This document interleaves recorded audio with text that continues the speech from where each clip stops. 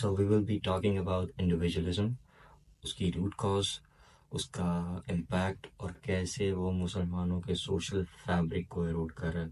I'll not talk about Pakistan here because I don't believe in nation state idea. तो individualism क्या है? Individualism is the idea of prioritizing personal interest and pleasures above social responsibility, collective, or social goals, and family and community. ठीक है. अगर मैं उर्दू में समझाऊँ और सही तरह समझाऊँ तो एक आदमी है, ठीक है, और वो मुसलमान है. अब उसका जो पर्पज़ है ना लाइफ में, वो ये है कि वो दीन फैलाए, और अगर दीन ना फैलाए तो दीन का निज़ाम नाफिज करे. अगर मैं साहिल की फ़िलासफ़ी से आऊँ तो ठीक है. तो I'll be quoting Sahil Adeem, Kaisar Ahmad Raja, and a lot of other folks because, yeah, I'll be honest, I listen to them, and first of all, I don't worship personalities. I just get inspired by them or get influenced by them. ठीक है. Influence होना मेरा हक है और मैं हो रहा हूँ, और उसी इन्फ्लुएंस की वजह से मैं आज यहाँ पे बैठा हूँ, ये बातें कर रहा हूँ. ओके. सो तो ये है एक पर्पस और रिस्पॉन्सिबिलिटी बंदे की. मगर वो मतलब इंडिविजुअल बंदा क्या करता है, वो कहता है नहीं, ये मेरी रिस्पॉन्सिबिलिटी नहीं है. अगर मैं इसकी तरफ जाऊंगा तो मेरे पर्सनल इंटरेस्ट और प्लेजर्स साइड पे हो जाएंगे और मुझे ज़्यादा वो इम्पोर्टेंट है. जैसे हमने ईऑन में उन आपी के बारे में बात की थी, वो कह रही थी कि रिसर्च पेपर मेरे लिए ज़्यादा वैल्यूएबल नहीं है, जबकि जो थोड़े से मोमेंट्स हैं वो ज़्यादा वैल्यूएबल हैं, क्योंकि वो बुढ़ापे में मैं याद कर सकूँगी उनको. तो वो पोर्ट्रे कर रही थी हाइपर इंडिविजुअलिस्टिक माइंडसेट को.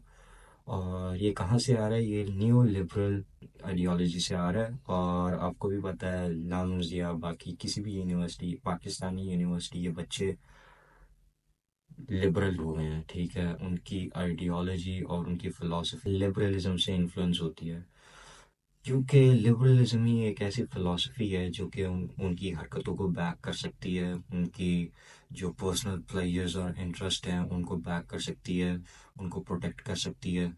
तो वो यही चाहते हैं. ठीक है. अब आते हैं मतलब प्रॉपर रोड पे. मैं ऑफ द टॉपिक चला गया था. इसमें आ जाता है I do what I want, मेरा जो मेरी मर्जी. इसके अंदर मैं वाली जो है ना लफ्ज़ बहुत आएंगे. जैसे मैं जल्दी शादी नहीं करना चाहता, या क्योंकि मेरी लाइफ तबाह हो जाएगी, क्योंकि मैं फाइनेंशियली स्टेबल नहीं हूँ, मैं ज़्यादा देर के लिए मज़ा नहीं कर पाऊँगा, मैं अपनी सिंगल लाइफ एंजॉय नहीं कर पाऊँगा. ठीक है. उसके अलावा मेरा जिस्म मेरी मर्जी, मैं चाहूँगी कि मेरा जेंडर क्या है, मैं सेक्स ऑपरेशन करवा के लड़की बनना चाहता हूँ. अब ऐसी चीज़ें. ठीक है. तो ये इंडिविजुअलिज्म के अंदर ही आती हैं, क्योंकि वो अपने पर्सनल इंटरेस्ट और पर्सनल प्लेजर्स के लिए एक तो नेचर के खिलाफ जाते हैं. अगर अगर वो एथियस्ट नहीं है, तो अगर वो मुस्लिम है या कोई भी रिलीजन से ताल्लुक़ रखते हैं तो वो उसके खिलाफ जाते हैं, क्योंकि इंडिविजुअलिस्टिक माइंडसेट किसी का भी सगा नहीं है. ठीक है. चाहे वो हिंदू हो, चाहे वो मुस्लिम हो, चाहे वो कोई और रिलीजन का हो, वो सबको इफेक्ट करता है और हर सोसाइटी पे इम्पैक्ट डालता है उसका. तो इसकी फिलोसफिकल रूट्स क्या हैं? एक तो न्यू लिबरलिज्म है, जो कि मैंने बता दिया, क्योंकि न्यू लिबरलिज्म कैपिटलिस्टिक माइंडसेट भी लेके आता है. ठीक है. जब कैपिटलिस्टिक माइंडसेट लेके आता है, वो इंडिविजुअल्स को कंपेटिटर्स बना देते हैं रादर देन अ कम्युनिटी. ठीक है. तो वो एज ए कम्युनिटी सोच ही नहीं पाते, एज एन उम्मा सोच नहीं पाते. तो वो इंडिविजुअल होके सोचते हैं और एक दूसरे की टांग पकड़ के उनको नीचे खींचते हैं और खुद ऊपर जाने की कोशिश करते हैं. तो ये हो गया न्यू लिबरलिज्म. एग्जिस्टेंशलिज्म और पोस्ट मॉडर्निज्म. ठीक है. तो ट्रुथ और मोरालिटी पर्सनल होती है, ये बताते हैं एग्जिस्टेंशलिज्म और पोस्ट मॉडर्निज्म. आपने लोगों को कहते सुना होगा कि क्यों कह रहे हो कि मैं नमाज पढ़ूं या मैं ये चीज़ें करूं. रिलीजन सबका पर्सनल होता है, अपनी हरकतों का अल्लाह को जवाब देना है, अपनी अपनी हरकतों का अल्लाह को जवाब देना है, और ये सब पोस्ट मॉडर्निस्ट जो आइडियोलॉजी है ना, वो ज़्यादा यहाँ पे रिलेट कर रही है. In my opinion. उसके बाद आती है renaissance humanism and enlightenment. Renaissance humanism और एनलाइटनमेंट ने जब गॉड सेंटर्ड सोसाइटीज को शिफ्ट किया ह्यूमन सेंटर्ड सोसाइटीज में, तो उसके बाद ये पोस्ट मॉडर्निस्ट सोच आई कि रिलीजन और जो ट्रूथ है वो सबका पर्सनल होता है। ट्रूथ और मोरालिटी, अगर रिलीजन ना भी कहें तो ट्रूथ और मोरालिटी सबकी पर्सनल होती है, वो यूनिवर्सल नहीं होती। उसके अलावा फिर न्यू लिबरलिज्म का तो मैं आपको बता ही दिया। अच्छा, अब हाइपर इंडिविजुअलिज्म के कोर बिलीव्स क्या है? ओके, ये आपको पता लगना बहुत ही ज़रूरी है। Absolute personal freedom, absolute personal freedom, self worship. हालांकि सेल्फ वर्शिप हराम है और ये सबसे बुरा शिर्क है, ठीक है। Rejection of tradition and collective identity, जैसे फैमिली, कल्चर, रिलीजन। उसके अलावा हीडनिज्म। हीडनिज्म क्या है? Pleasure and success define a good life. जैसे ये वेस्टर्न आइडियोलॉजी है, YOLO, live your life for once, you live your life for once, ऐसा ही कुछ है। ये साइकोलॉजी है बेसिक। अब पाकिस्तान एक मॉडर्न सोसाइटी बन चुकी है, ये हमें एक्सेप्ट कर लेना चाहिए और इसको बनाने वाले भी हम ही हैं। तो अब इस मॉडर्न सोसाइटी में राइज हो रहा है हाइपर इंडिविजुअलिज्म और ये एक फैक्ट है, इसको हम नहीं बदल सकते, राइट। इसके फैक्टर्स क्या हैं? इकोनॉमिक फैक्टर्स, ठीक है। न्यू लिबरलिज्म प्रमोट करता है एक्सट्रीम कंपटीशन और सेल्फ रिलायंस को ओवर कलेक्टिव वेलबींग। और ये एक्सट्रीम कंपटीशन जो है वो ज़रूरी है कैपिटलिस्ट सोसाइटी के लिए, ओके। उसके अलावा success is measured by wealth and material gain, not character and contributions. ये एक कैपिटलिस्टिक माइंडसेट है, आपको भी पता है, अल्लाह करे पता हो। उसके अलावा फिर आ जाते हैं टेक्नोलॉजिकल फैक्टर्स पे। सोशल मीडिया फ्यूल करता है नार्सिज्म को, ये आपको पता होना चाहिए। ऐसे ही नहीं हर बंदा अपनी पिक्चर्स पोस्ट कर रहा होता और वो दिखने की कोशिश कर रहा होता है, वो बनने की कोशिश नहीं कर रहा होता। And it's a sad reality. Social media fuel करता है नार्सिज्म को, इंडिविजुअल ब्रांडिंग को और self promotion over real community को, ठीक है। सेल्फ प्रमोशन से ज़्यादा एक कम्युनिटी को प्रमोट होना चाहिए ताकि वो कम्युनिटी बढ़े, ग्रो करे और वो एक ऐसा इन्फ्लुएंस भी क्रिएट करेगी जो एक सोसाइटी पे इम्पैक्ट करेगा, ना कि एक इंडिविजुअल बंदा। उसके अलावा एआई और ऑटोमेशन ने इस चीज़ की ज़रूरत ही ख़त्म कर दिया है कि कोई बंदा किसी पे इंटरडिपेंडेंट हो। और उसके अलावा एआई और ऑटोमेशन ने रिड्यूस कर दी है द नीड ऑफ इंटरडिपेंडेंस। जब हर बंदा एक दूसरे पे डिपेंडेंट था, कुछ बंदे जैसे मेरे जैसे बंदे जो अभी कंटेंट बना रहे हैं वो दूसरे लोगों से वीडियो एडिटिंग करवाते थे। अब एआई और ऑटोमेशन आने की वजह से वो सारी चीज़ें एआई से करवाने लग गए हैं। आहिस्ता आहिस्ता हर एक बंदा इंडिविजुअलिज्म की तरफ आ रहा है। तो पहले जब उसको पूरी एक टीम की ज़रूरत होती थी, तो अब आहिस्ता आहिस्ता वो अकेले ही सारी चीज़ें हैंडल करे। Traditional families are breaking down, people prioritise personal freedom और फैमिली स्टेबिलिटी। पाकिस्तान के अंदर इंडिविजुअलिज्म की वजह से आपको नहीं पता, साल 10 साल, 5 साल, 10 साल, 15 साल बाद इतने ज़्यादा डाइवोर्स के रेट हाई होंगे। उसकी एक ही वजह है इंडिविजुअलिज्म। क्योंकि जब बंदा बहुत मीन हो जाता है और अपने पर्सनल फ्रीडम के लिए, अपने पर्सनल प्लेजर्स और इंटरेस्ट के लिए खुद को वर्शिप करने लग जाता है, तो वो फिर किसी का पार्टनर बनने के लायक नहीं रहता, ठीक है। और वो फिर किसी के साथ रहना भी नहीं चाहता, उसके लिए कुर्बानियाँ देना भी नहीं चाहता, जिसकी वजह से वो डाइवोर्स के रेट हाई होंगे। हर बंदा दूसरे बंदे को, बंदी को डाइवोर्स दे रहा होगा या हर बंदी दूसरे बंदे को डाइवोर्स दे रही होगी। और ये शायद मैं ब्रैग कर रहा हूँ, 5 या 10 साल आप अभी से डेटा उठा लें, स्टैटिस्टिकल डाटा है, डाइवोर्सेस के रेट अभी से बढ़ने लग गए हैं। और वो भी उन इलाकों में जो कि ज़्यादा मॉडर्न है, जैसे इस्लामाबाद, लाहौर, कराची। और वो इसी वजह से हो रहा है individualism, personal interest, personal pleasures over family, community and religion और collective responsibility. religion is being replaced by self-help and personal spirituality. People follow what feels right. Okay. Thing is, पहले लोग रिलीजन को ज़्यादा फॉलो करते थे, ठीक है, religion को ज़्यादा स्पिरिचुअल फील करते थे, उससे पॉजिटिव एनर्जी लेते थे। और मैं अब खैर अब मैं ऑफ टॉपिक चले जाऊंगा। एक तो पाकिस्तान के अंदर रिलीजन को सही तरह समझाया और पढ़ाया भी नहीं गया, इस वजह से अब हम डिफेक्टेड पीस आ रहे हैं, और उसकी वजह से अब हम स्पिरिचुअलिटी या सेल्फ हेल्प में ज़्यादा पसंद करते हैं पढ़ना, या सेल्फ हेल्प गुरुज को सुनना ज़्यादा पसंद करते हैं।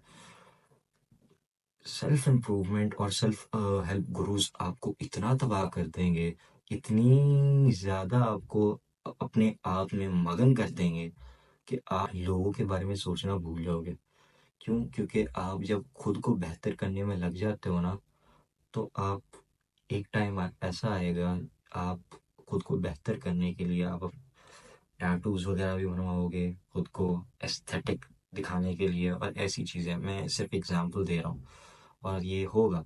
तो सेल्फ इम्प्रूवमेंट बुरी नहीं है, मगर उसकी भी एक हद होनी चाहिए। वो सेल्फ इम्प्रूवमेंट आपको ये एहसास दिलाती है साइकोलॉजिकली कि वही आपका पर्पस है। आप खुद को बेहतर कर लोगे तो आप दुनिया में आने का मकसद पूरा कर लोगे, जो कि नहीं है। दुनिया में आने का मकसद आपको आपका रिलीजन देता है, जो कि मेरा है इस्लाम, और मुझे पता है मुझे क्या करना है, राइट। और मुझे पता है कि एज अ सोसाइटी, मुझे एक सोसाइटी को, एज एन इंडिविजुअल मुझे एक सोसाइटी के साथ कैसे कनेक्ट करना है, और एज अ सोसाइटी हमें क्या करना है, हमारा क्या पर्पस है, और हमने आगे जाके क्या क्या अचीव करना है। Freedom is not defined as freedom from responsibility. लोग अपनी रिस्पॉन्सिबिलिटी से भाग रहे हैं, वो फ्री होना चाहते हैं अपनी रिस्पॉन्सिबिलिटी से। ऐसा वेस्ट में भी हुआ है। लाइक इतने सारे फादरलेस बच्चे क्यों हैं वेस्ट में? क्योंकि वो उनके बाप, जो कि नाजायज़ बाप हैं, वो उनकी रिस्पॉन्सिबिलिटी नहीं लेना चाहते थे, इसलिए वो अपने पर्सनल प्लेजर के लिए उन्होंने एक एडल्ट्री जैसा गंदा काम किया। उसके बाद वो जब बच्चा हो गया, तो उसकी रिस्पॉन्सिबिलिटी से इनकार कर दिया और भाग गए। क्योंकि अब 10 या 15 मिनट के मज़े के लिए आप अपने 18 साल का चाइल्ड सपोर्ट क्यों पे करोगे, और उसकी रिस्पॉन्सिबिलिटी क्यों उठाओगे, राइट। तो या तो that's the real definition, yeah, that's the real explanation of freedom is now defined as freedom from responsibility, not freedom to do what is right. उसकी एग्जाम्पल एक बहुत अच्छी है। एक तो मैंने बता दी कि वेस्ट में फादरलेस बच्चे क्यों पैदा हो रहे हैं, दूसरी शादी नहीं करनी जल्दी। Okay, the reason why new Pakistani or new Muslim generation does not want to marry at early age is because they don't want to take that responsibility which is naturally given by God, okay? Just because they want to enjoy their life, okay? They don't want to take responsibility just because they don't want to lose their freedom to live how they want. And तीसरी example, मैं क्योंकि ये Pakistani society की बात कर रहा हूँ, my body my choice, मेरा जिस्म मेरी मर्जी, ये एक बहुत अच्छी एग्जांपल है। अच्छा, अब मेरा जिस्म मेरी मर्जी के अंदर आता है, I can change my gender because I have a right on my body, I can change my sexual orientation, ये भी मेरा राइट है। उसके अलावा I can abort the child, अगर फैमिली प्लानिंग के अंदर अब मुझे नहीं चाहिए कोई नया बच्चा, तो मैं अबॉर्ट करने का हक रखती हूँ। अब ये सारी चीज़ें, ये सारे जो राइट्स हैं, मेरा जिस्म मेरी मर्जी, ये वेस्ट मानता है, और यही स्लोगन चलते हैं पाकिस्तान के अंदर। तो जाहिर सी बात है वो भी यही मानते हैं। साइकोलॉजिकल और social impact of hyper individualism. Okay, अब साइकोलॉजिकल इफेक्ट्स क्या होंगे? इंक्रीज्ड डिप्रेशन और एंजाइटी। देयर इज रीजन कि इतने बच्चे यूनिवर्सिटी और हाई प्रोफाइल यूनिवर्सिटीज़ में वो ड्रग्स ले रहे हैं, वो ड्रग्स किस लिए ले रहे हैं? स्ट्रेस रिलीज करने के लिए। ज़्यादातर तो उनका बहाना यही होता है ना, स्ट्रेस रिलीज करना है, ठीक है। और उनकी एंजाइटी, क्योंकि वो compete कर रहे हैं दूसरे लोगों से ताकि वो सक्सेसफुल हो सकें अपनी लाइफ में, ओके। तो इस वजह से, जो कि उनका लाइफ का पर्पस था ही नहीं। पैसा हर बंदा कमा सकता है यार, ठीक है, सक्सेसफुल हर बंदा हो सकता है, अगर वो अपना पर्पस अपनी डिफाइंड सक्सेस के ऊपर रखे तो वो आराम से हो जाएगा। तो इसी वजह से उन्होंने अपने टारगेट इतने छोटे छोटे बनाए हुए, इतने छोटे छोटे गोल बनाए हुए हैं, जिसकी वजह से वो एक तो compete कर रहे हैं, कंपटीशन है वो इतना स्ट्रेसफुल है कि वो ड्रग्स करते हैं। Lack of meaning, they don't have meaning. अब इसका मतलब क्या है? जब इंसान, अब मैं, like, I don't have a good vocabulary in Urdu, nor in English, but yeah, so I'll I'll try my best to articulate. Anyways, अब लैक ऑफ मीनिंग का मतलब ये है कि जब आपकी लाइफ का पर्पस ही बस सक्सेसफुल होना होता है या कोई अच्छी जॉब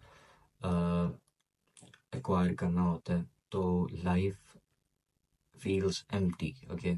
लाइफ का फिर आगे आप सोचते हो, जब आप अकेले बैठते हो और रिफ्लेक्ट करते हो, तो आप लाइफ का असल मकसद सोचते हो, और ये नेचुरल है, ठीक है। तो आपको वो लाइफ का पर्पस उस तरह मिलता नहीं है अगर आप इस माइंडसेट के साथ रहोगे कि मेरी सेल्फ डिफाइंड सक्सेस के पीछे मैं भागूंगा। Addiction to player and dopamine, Instagram reels, masturbation and short term happiness, वही ये सब कुछ इसीलिए हो रहा है क्योंकि आपका पर्सनल प्लेजर ही है, और इसी को आप वर्शिप कर रहे हो। आपने कभी एज अ सोसाइटी काम करने का सोचा ही नहीं, और इस वजह से आप इंडिविजुअली बैठ के रील्स देख रहे हो। उसके अलावा आइडेंटिटी क्राइसिस, ये मेन बात है। The reason why I love Sahil Adeem, उसने, look, I will be honest with you, मैं अंधा फॉलोअर नहीं हूँ, मैं अंधभक्त नहीं हूँ किसी बंदे का, ठीक है। मैं अगर किसी बंदे को फॉलो करता हूँ तो मेरे पास रीजंस होती हैं, ठीक है। मैंने ऑब्जर्व किया प्रॉब्लम को, मैंने आइडेंटिफाई किया प्रॉब्लम को, मुझे उस चीज़ का सलूशन नहीं मिल रहा था, और तब मैं 14-15 साल का था। तभी मुझे दिखा साहिल अदीम ऑन यूट्यूब, वो भी आइडेंटिटी क्राइसिस पे बात कर रहा था।